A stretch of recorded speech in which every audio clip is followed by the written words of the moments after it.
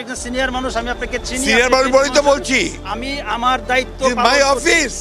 একসময় নাট্যমঞ্চে অভিনয় করতেন তিনি, কখনো হাতে ছিল নাটকের স্ক্রিপ্ট, আবার কখনো সরব ছিলেন রাজপথে।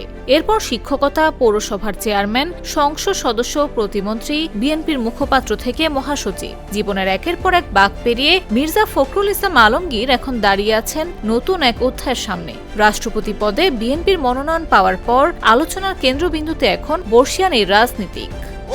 জুলুম করেও গণতন্ত্রের পুনরুদ্ধারের যে আন্দোলন, সেই আন্দোলনকে দমানো যাবে না। 1948 সালের 26 জানুয়ারি ঠাকুরগাঁওয়ে জন্ম মির্জা ফখরুলের। তার বাবা মির্জা রুহুল আমিন ছিলেন আইনজীবী ও একাধিকবারের সংসদ সদস্য। রাজনৈতিক পরিবারের সন্তান হলেও ফখরুলের বেড়ে ওঠায় ছিল সংস্কৃতিরও গভীর প্রভাব। ছাত্র জীবনের নাট্যচর্চার পাশাপাশি যুক্ত ছিলেন সাংস্কৃতিক কর্মকাণ্ডে।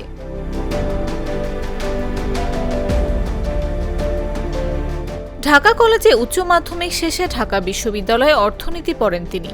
ছাত্র জীবনে জড়িয়ে পড়েন রাজনীতিতে। তৎকালীন পূর্ব পাকিস্তান ছাত্র ইউনিয়নের সঙ্গে যুক্ত হয়ে 1969 সালের গণঅভ্যুত্থানের সময় ঢাকা বিশ্ববিদ্যালয় শাখার সভাপতির দায়িত্ব পালন করেন। অর্থাৎ একদিকে নাট্যমঞ্চ, অন্যদিকে উত্তাল রাজপথ।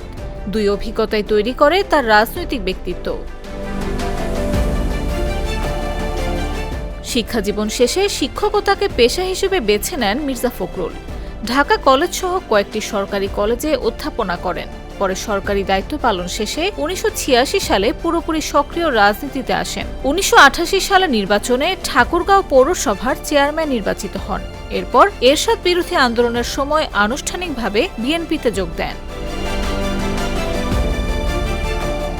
1991-1996 সালের নির্বাচনে পরাজয় এলেও থামেনি তার রাজনৈতিক পথচলা। 2001 সালে ঠাকুরগাঁও 1 আসন থেকে সংসদ সদস্য নির্বাচিত হয়ে খালেদা জিয়ার সরকারের কৃষি এবং পরে বেসামরিক বিমান পরিবহন ও পর্যটন মন্ত্রণালয়ের প্রতিমন্ত্রীর দায়িত্ব পান।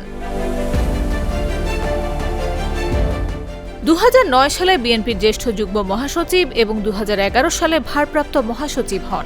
এরপর 2016 সালে পূর্ণাঙ্গ মহাসচিব নির্বাচিত হয়ে দীর্ঘ সময় ধরে দলটির অন্যতম প্রধান মুখপাত্র ও নীতি নির্ধারক হিসেবে দায়িত্ব পালন করছেন।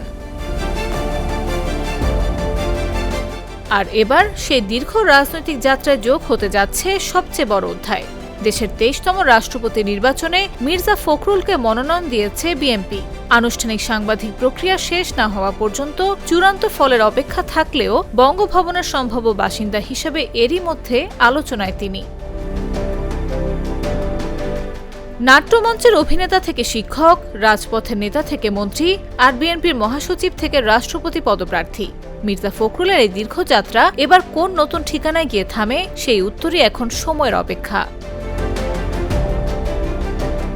নিউজ ডেস্ক, জাগো নিউজ।